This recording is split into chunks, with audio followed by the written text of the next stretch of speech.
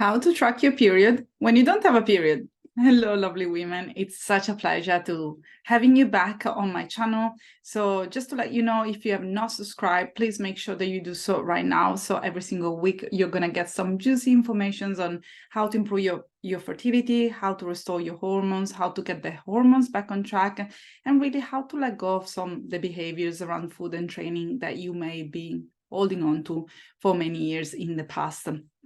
So today we're gonna discuss the 8 ways that can be very helpful if you wanna track your menstrual cycle and you don't have a period or you haven't had a period for multiple months or years.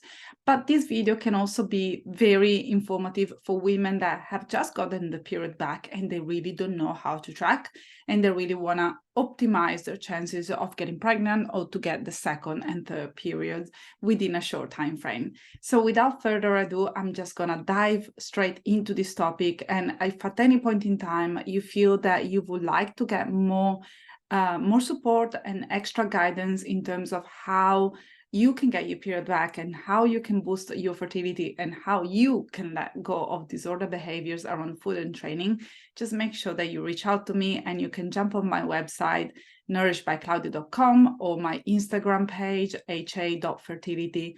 Nutritionist, or you can simply leave a message here on YouTube or on the Recover from HA support group on Facebook. So multiple ways to get in touch with me, and I'm gonna also pop the link below. So without further ado, I'm gonna start with the most classic way that you can track your period, even if you don't have a period, or if you've just got your period back and you have no idea how to monitor the changes that are going on in your body. The first one is obviously monitoring the basal body temperature. So even if you don't have a regular period, your basal body temperature may still fluctuate during the cycle. Tracking your daily basal body temperature and looking for patterns can give you an insight into if you are ovulating or not. Some women get really discouraged because their cervical mucus is not very clear and they don't really know how to read the basal body temperature. So there are 2 things that I really would like you to remember. That in the first part of the cycle, the basal body temperature is going to look like a roller coaster. So it's going to go up and down a lot. And that's because estrogen is playing a strong role and FSH is very active in the first 14 to 24 days of the cycle. Then after ovulation, estrogen is going to start to decrease and progesterone is going to start to increase. So what it's going to look like in your BBT chart is a steady increase in basal body temperature. If after a couple of weeks the temperature is still high and you haven't got your period back, it may be the right time for you to get a pregnancy test. Way number 2, so that you can track your period even if you don't have a period, is definitely monitoring your CM, which is cervical mucus, aka discharges.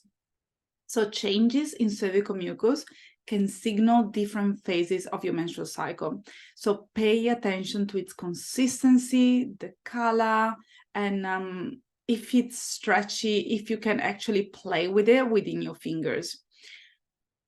There is this massive misconception that to be able to get pregnant and to be able to have a period and to make sure that you are ovulating, you need to see abundant cervical mucus at some point in time, at some point during the month. And this cervical mucus needs to last for approximately 4 to 6 days. That can be the case in some situation, but it's not the same for all women. Some women are gonna see the presence of the cervical mucus only in the toilet after they go for number 2, sometimes in the toilet paper, very rarely in the undies. And for some women, the cervical mucus is gonna last only for a few hours.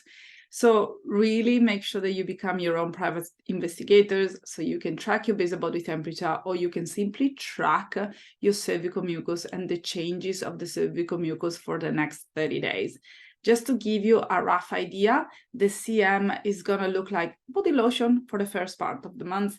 Then there is, it's going to show a different consistency at around the fertility window, so when you are meant to be ovulating, and it's gonna look like egg white, or it's gonna become stretchier, or more abundant, or simply more transparent.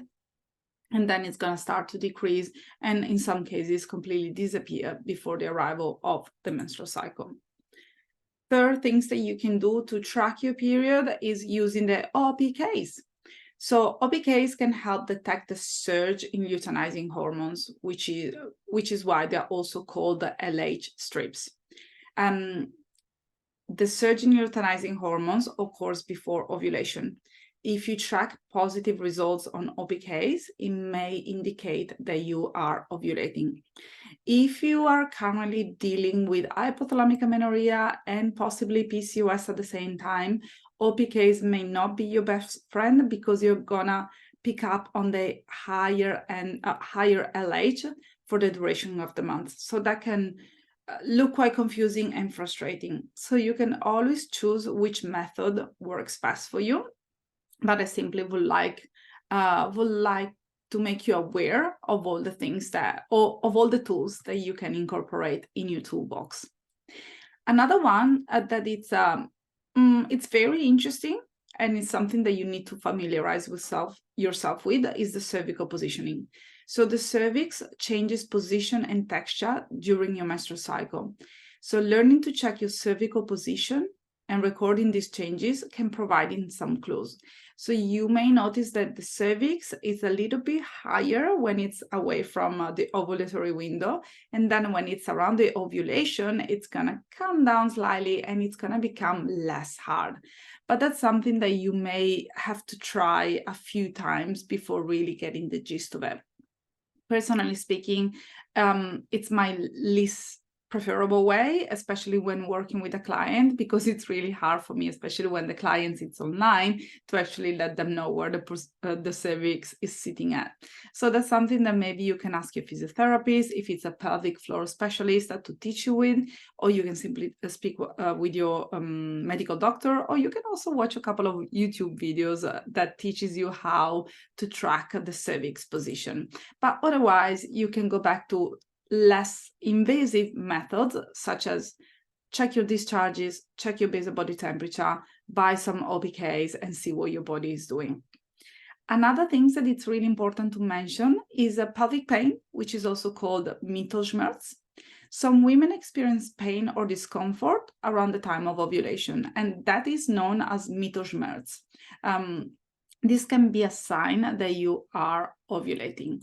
This is very, personally speaking, once again, that's something that it's very close to what I do experience.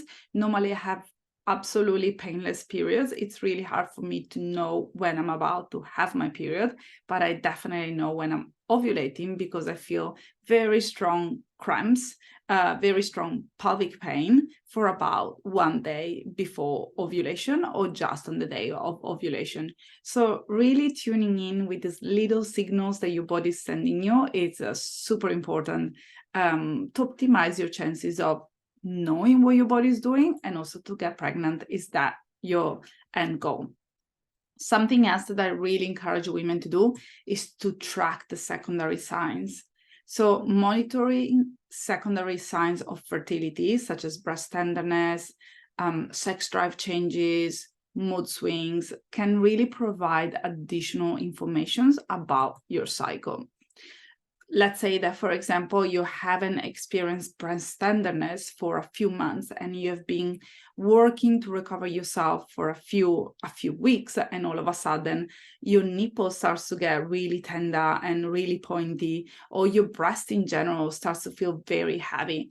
In those instances, I would really recommend you to write it down and to start also tracking your basal body temperature and your discharges, so that you can see if there is a pattern that your body is already following, even though you haven't had a period for quite some time. Something else that I invite my clients to do is to have consistency in their routine. So if you're experiencing irregular cycles due to lifestyle factors, stress, or other conditions, maintaining a regular routine in terms of meal planning or nourishment, exercise, and sleep can really help to stabilize your cycle. So this is going to tie very beautiful with my last invitation, which is to work with a professional that knows quite a lot about fertility, hypothalamic amenorrhea, and women's health, so that you can bring all the tools to the sessions and you can start to really identify what your body needs, what your body wants, and where you are in your cycle. So just to go through all the tools or the systems that you can use to track your period, even if you don't have a period, or if you simply don't know how to track. The first one is monitoring your basal body temperature. Second one is to monitoring the cervical mucus and the discharges. The third one is to buy some OPKs. The fourth one is to get in touch with your cervical positioning. The number 5 is being aware of any pelvic pain at around ovulation. Number 6, tracking secondary signs such as mood swings, anxiety, breast tenderness. Number 7, showing consistency in improving your current routine. And number 8, obviously working with a professional that can help you during this stage of your life. Thank you for watching this video. Please make sure that you subscribe to this channel because there is so much goodness coming towards you. And if at any point in time you want to join me or my team and be part of the Period Comeback Protocol, we're just opening for enrollment next week for the last time of this year. So I send you all my healing vibes and I'll speak to you soon. Bye for now.